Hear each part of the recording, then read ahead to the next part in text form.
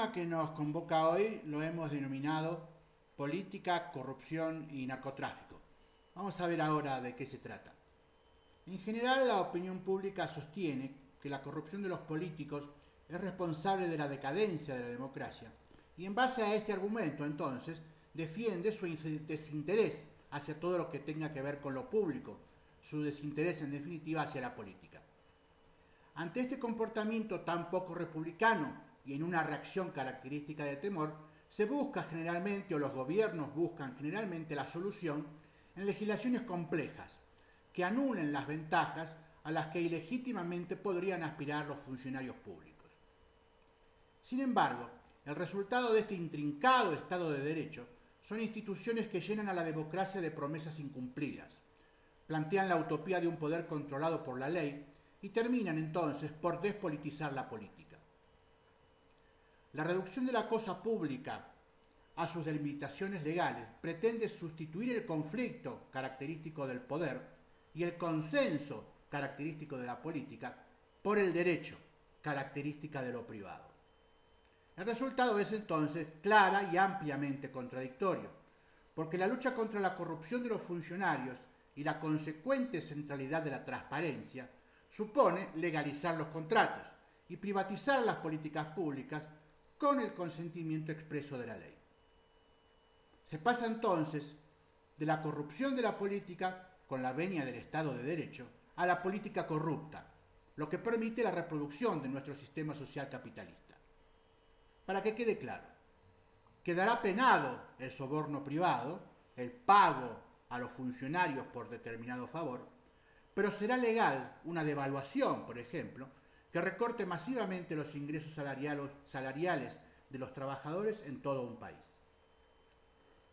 El narcotráfico se encuentra con este escenario como un hecho dado que no ha creado, provocado ni incentivado, pero del cual, en determinadas circunstancias, sabrá y tendrá que aprovecharse. Pero solo lo hará por obligación, cuando la presión del Estado lo obligue a politizarse. Lo explicamos.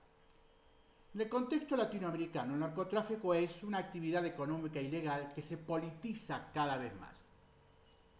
En aquellos países donde el narcotráfico es todavía una actividad económica ilegal solamente, o sea que no ha escalado al estadio político, tiende a convertirse en el aglutinador de toda la criminalidad organizada y tiende a monopolizar la agenda de seguridad.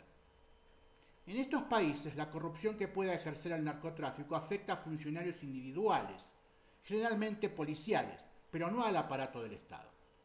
En otros países, como México y Colombia, por ejemplo, las políticas de guerra contra el narcotráfico obligaron a los carteles, tradicionalmente dedicados a la producción, tránsito y comercialización de drogas, a adoptar estrategias geopolíticas de sobrevivencia e ingresar en el circuito de lo que se denomina la lógica comunicativa de la guerra.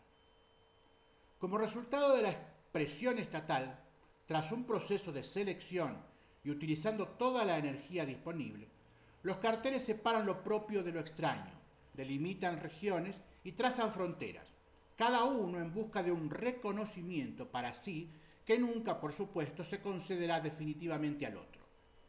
Es un sistema reglado que nunca llega al clímax de la victoria o derrota definitivas, pues el enemigo de hoy es el aliado de mañana, y se busca un equilibrio que haga imposible una hegemonía de un cartel sobre todo el resto.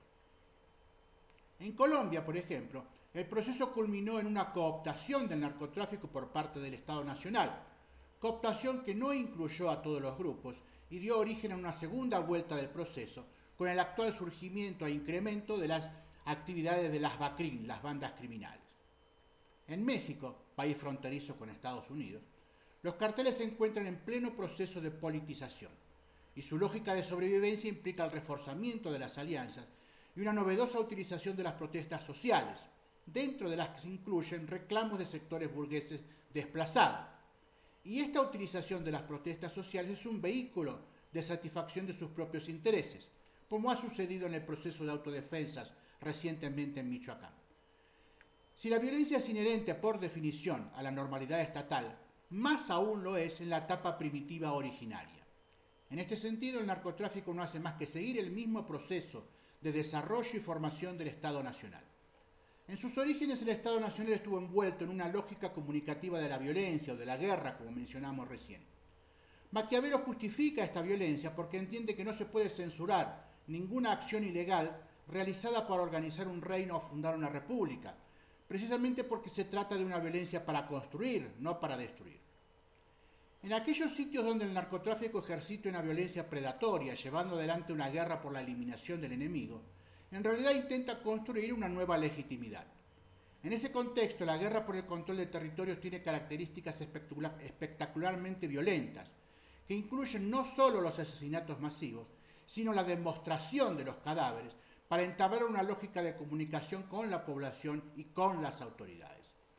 Los vertederos de cadáveres en México son parte de una guerra de inteligencia por el control de territorios, específicamente por el control de determinadas plazas. La guerra es la forma en que las unidades políticas del siglo XVI se comunicaban entre sí. Dentro de esta lógica comunicativa de la violencia se construye un nuevo diálogo político. Se establecen fronteras y autoridades en un territorio determinado. Una frontera todavía simbólica entre interno y externo, para diferenciar lo propio de lo extraño, para saber quiénes somos nosotros y quiénes son ellos. Aunque no se puede sostener todavía una frontera física expresa, sí se establecen los grupos de pertenencia, una identidad todavía no nacional. Ellos son distintos, extraños, diferentes, opuestos, enemigos. La diferencia entre lo interno y lo externo constituye la soberanía. Soberanía sobre lo propio, soberanía sobre lo extraño o ante lo extraño. Una vez constituida la frontera, todo lo interno es igual, aplastando toda diferencia doméstica, religión, idiomas, culturas, pertenencias, etc. La finalización de los crímenes predatorios, cuando uno de los grupos en combate finalmente logra el control sobre el territorio en disputa, acarrea el fin de la espiral de violencia y el descenso de las tasas de homicidio. Un caso emblemático es Ciudad Juárez, paradigma de la violencia, en la disputa entre la Federación de Sinaloa y el Cartel de Juárez por el control de la plaza. Durante 2011, la retirada del Cartel de Juárez dejó el control de la plaza en manos de Sinaloa y los indicadores de violencia decaen a niveles estándares. En el monopolio de la violencia, una categoría tradicionalmente adjudicada al Estado, también es propio del narcotráfico, sobre todo en la particular expresión beberiana. Reclama para sí con éxito. Cada grupo ejerce ese reclamo y uno de ellos lo logra. Se traza una frontera clara y se aplasta toda diferencia interior. Los sicarios remanentes de los grupos en derrota son absorbidos o eliminados, dependiendo de la resistencia que opongan y de su capacidad de negociación con los nuevos señores. Esta violencia originaria se nutre de y es nutrida por una semántica que se refiere al surgimiento de una nueva maquinaria estatal a la que hay que dar sentido. Aparece un nuevo léxico político, cuyos conceptos clave son Estado y soberanía. Mientras el estatus medieval hacía referencia al poder de monarca, el status regis, o a la situación del reino, el status regni, el nuevo Estado, el Stato, pasa a concebirse como una concentración de poder separada y objetivada institucionalmente, cuyo rol estable y pacificador se articula en términos de soberanía. Sin embargo, esta nueva semántica no da un retrato fiel de la situación del poder estatal en la época, siglo XVI, que era inestable, como es inestable la situación en la época actual en los territorios en los cuales el narcotráfico lleva adelante una guerra predatoria. La soberanía como voluntad del príncipe era logísticamente imposible y era más bien una voluntad compartida y o contestada. El nuevo Estado y la nueva soberanía eran todavía pretensiones doctrinales. La semántica del narcotráfico tiene un fuerte origen penitenciario y marginal. En ese sentido, es más novedosa que nueva. Permanentemente adopta y aporta nuevos textos, sin poder construir una verdadera semántica, precisamente porque su comportamiento es paraestatal, semejante al Estado, no igual al Estado. Se comporta como una oligarquía competitiva que disputa el control estatal de la renta nacional, no como un movimiento nacionalista que intente crear un nuevo Estado o hacerse cargo del Estado. Esta formación del Estado tiene dos condiciones. Una se trata del cierre de espacios como principio de estructuración. La otra tiene que ver con la separación por una frontera entre exterior e interior, como mencionamos, o conseguir la unidad de poder en un proceso a la vez de liberación y unificación. El cierre de espacios que asegura la soberanía del Estado es liberación frente al poder de otros y unificación interna del propio poder. Esto trae tres implicancias. En primer lugar, la soberanía se debe afirmar internamente y externamente, inclusión y exclusión, respecto de la frontera trazada. En segundo lugar, la soberanía estatal se afirma en el marco de otras soberanías competitivas, lo que exteriormente se traduce en un sistema de estados, o lo que interiormente, en el caso del narcotráfico, por ejemplo en México, se pauta como un sistema de dualidades o de asociaciones, como es el caso de la Federación de Sinaloa. En tercer lugar, la lógica comunicativa de esta construcción estatal es la violencia. Los estados soberanos se construyen comunicándose violentamente hacia el exterior y el interior, con la doble espada de la guerra externa y la pacificación interior. El narcotráfico carece de un desarrollo históricamente acabado de estas lógicas de estructuración. Cumple acabadamente, por supuesto, con el punto 1, en el cual se afirma internamente y externamente respecto de una frontera trazada. Tal frontera queda de entredicho cuando el Estado Nacional adopta una política de guerra contra el narcotráfico. En una situación tradicional, la frontera criminal puede comportarse como un umbral, un limen, una zona amortiguadora que separa al narcotráfico del resto de los territorios nacionales. En ese periodo el narcotráfico cumple con las tres reglas de la pax mafiosa: no atacar al Estado, no atacar a otro cartel y no atacar a la población. Pero en situación de guerra la frontera funciona como limes, una frontera militar, una línea que tiene longitud sin anchura, permanentemente asediada tanto por el Estado como por otros grupos. Ninguna de estas tres reglas entonces se cumple en periodos de guerra. Solo queda en pie la única ley fija para el narcotráfico mexicano: no atacar a Estados Unidos.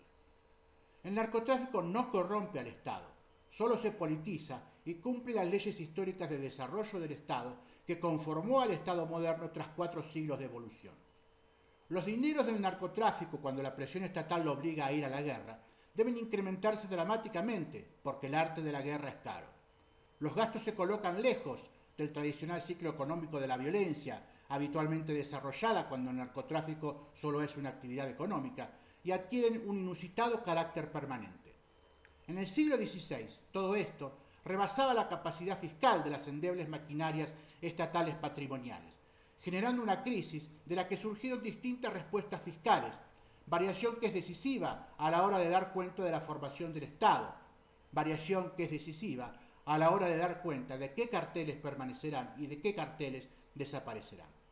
Los estados adquirieron mayor capacidad de penetración fiscal y la primera solución la encontramos en las ciudades-estado italianas del siglo XV. Los poderes municipales incrementaron la presión fiscal y se endeudaron con préstamos negociados con sus conciudadanos capitalistas. Por lo cual entonces vemos cómo circula el dinero desde el narcotráfico al Estado, del Estado al narcotráfico. Pero lo que estaba a mano en las prósperas ciudades italianas no fue tan fácil en los estados principescos patrimoniales. Estos tuvieron que transformar más traumáticamente sus maquinarias fiscales para pasar del estado patrimonial al estado fiscal. Algunos de ellos triunfaron, otros desaparecieron. De las más de 500 unidades estatales que conformaban Europa Occidental a fines del siglo XV, solo sobrevivieron en la actualidad 28 estados nacionales que se hacen llamar la Unión Europea. En esto consisten las políticas de lucha contra el narcotráfico, un proceso de selección natural. Porque en el capitalismo, todo lo que nace ilegal se vuelve legal, y todo lo que nace como acumulación primitiva se transformará rápidamente en acumulación normal. Espero que hayan podido comprender el razonamiento político que queremos expresar para analizar los fenómenos de narcotráfico en toda América Latina y quizás con algunos apuntes particulares y específicos sobre México. Un abrazo para todos ustedes y la próxima semana estaremos nuevamente por aquí.